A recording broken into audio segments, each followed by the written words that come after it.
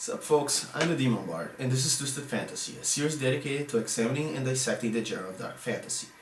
In this episode 0, we'll be explaining the premise of the series and what do I personally consider to be dark fantasy.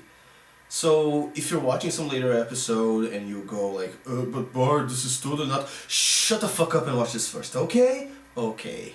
So in this series, we'll be having a comprehensive look at examples of the genre with a particular focus on what actually works. I mean, despite the fact that I look like this, I want to keep things positive and help aspiring writers know what they should rip off. I mean, take inspiration from. Yeah. We'll be looking at books, films, games, comics, manga, whatever comes our way. Do keep in mind, however, that I'm limited to availability. Don't expect me to review a game that's like on the Sega Genesis that never came to the West and that's like $500 on eBay, because it's not gonna happen.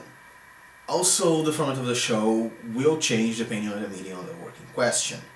Although I could review a book by the same criteria that I would use for like a game, and vice versa, it would make for some pretty shit critique, don't you think? The objective here is to go beyond the surface elements that we associate with the genre dark fantasy. You know, it's all dead ravens and trees, dead trees and ravens, dead ravens eating corpses, because it's so grim and dark. This is a good jump off point to talk about how I particularly define dark fantasy as a subgenre of fantasy that deals with unpleasant, often mature adult themes and topics with a particular focus on the human elements. These can be deeply personal things, such as loss and grief, or any number of particular traumas, often caused by violence, famine, or sickness, or wider, more philosophical themes, such as general nihilism, the pointlessness of life, or, trying to find meaning in a godless universe. And you realize that in your mid-20s, with no college degree, locked up in your bedroom, eating garbage and unhealthy food, drinking fucking soda, jerking off to weird hentai, and you really don't want to realize what a waste of space you are, and what a disappointment you've been to your family and friends. Anyway, dark fantasy is usually considered to be a subgenre of low fantasy, which is characterized by its lack of fantastical elements. Okay, that's being unfair. How to explain this in a way that's understandable? Look, let's say high fantasy, right? You got your chosen one. He's on an epic quest to find like the magic spheres of power by the archwizard Brashnard, and there's like dragons and elves and dwarves and halflings, which is like totally our way of not being sued by the Tolkien estate for having hobbits.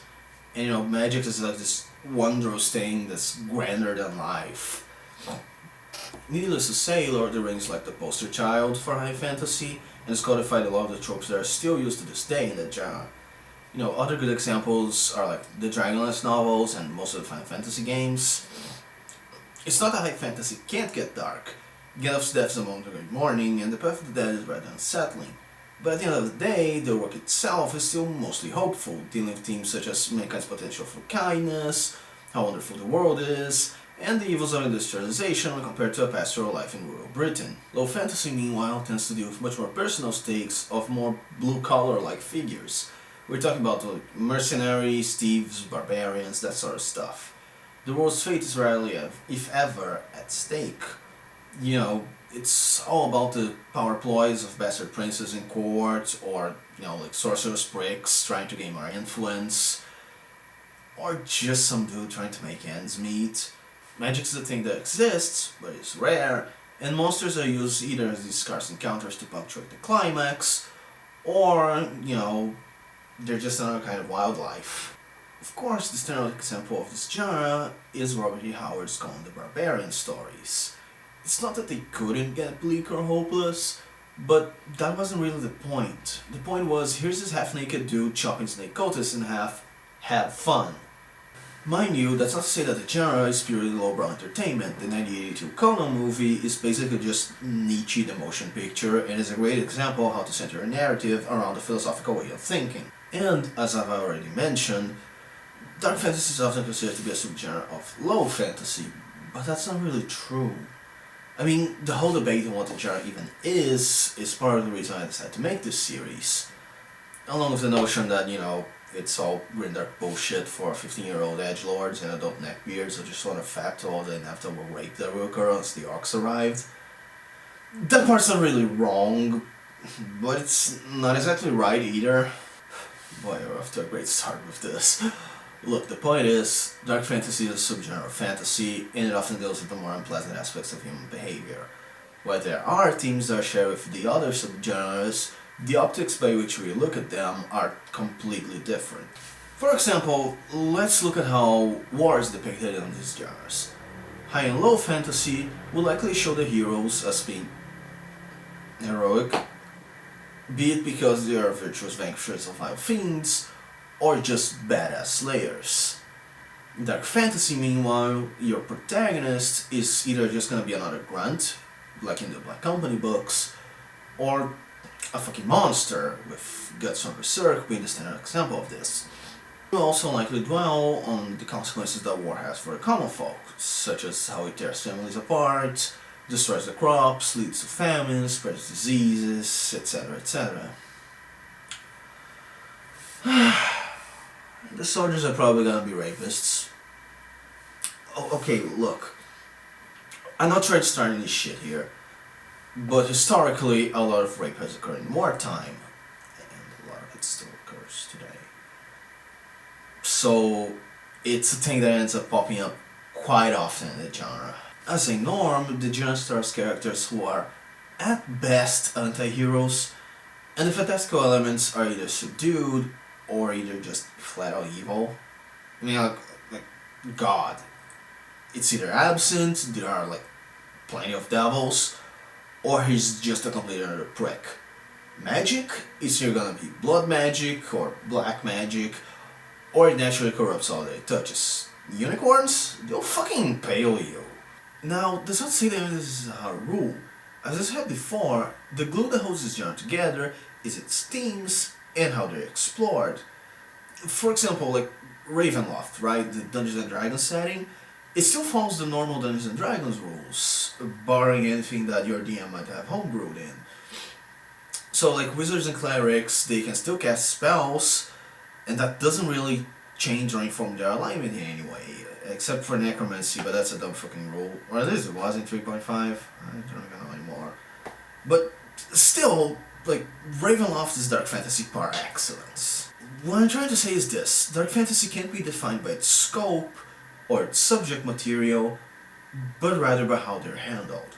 It's important to note that all fiction is symbols and metaphors, right? Like, I shouldn't have to say this, but all fiction is fictional.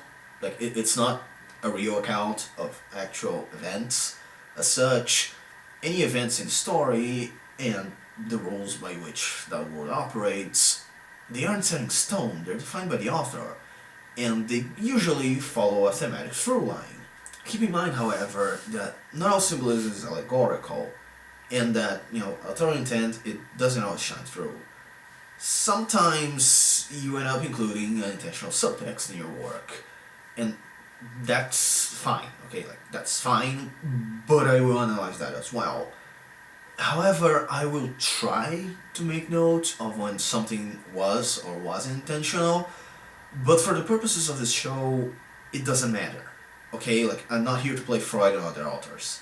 The definition that I've given may be broader or maybe narrower than your own, or the one you find in TV tropes, but that's fine, okay? Like, this isn't some academic paper, we can play fast and loose a bit. If you ever get confused on when you're talking about certain work, you can always refer back to this episode 0. I will make the attempt to always explain why I'm covering a certain work, in case it's not really obvious, but I'm an old man, my brain's rotting, I may forget. This means that we may talk about stuff that doesn't typically get classified as such, but as I said, the objective here is to go beyond the basic aesthetic. Although that's not to say we won't be examining that. As an author and a critic, it is my belief that a holistic view of a work is the most beneficial, and to discard visuals and art style and all that, it's kinda shitty, that people worked really hard on it. We'll be also looking at works that I personally don't consider to fit in the genre, but that, get the aesthetics right, or works that follow all the themes and even the aesthetics, but don't have fantastical elements. But these will likely be bonus episodes rather than full-fledged ones. However, I just want to stress that this is not a review series, okay? Like, I'll not be giving scores or dinging sins or whatever you kids like nowadays. If I'm talking about a work, there's something to recommend about it. Think of this more like your pain-in-the-ass literature teacher who wants to tell you all about how Shakespeare's like totally the school dude. Only less lame. Actually, only more lame, because for fuck's sake, people, we're talking about like made-up wizards and bullshit here. Don't take it too seriously. Also, keep in mind, dark fantasy delves into some pretty dark and fucked up places. And although I will be giving specific content warnings at the beginning of each episode, take this as like a blanket cover-all warning. Alright, so if you're sensitive to like extreme violence, abuse in any form, or rape, or any other of those topics, maybe this isn't the series for you. I just want you to be careful when you watch some of these episodes, okay? So that's all for this episode, folks. Catch y'all next time.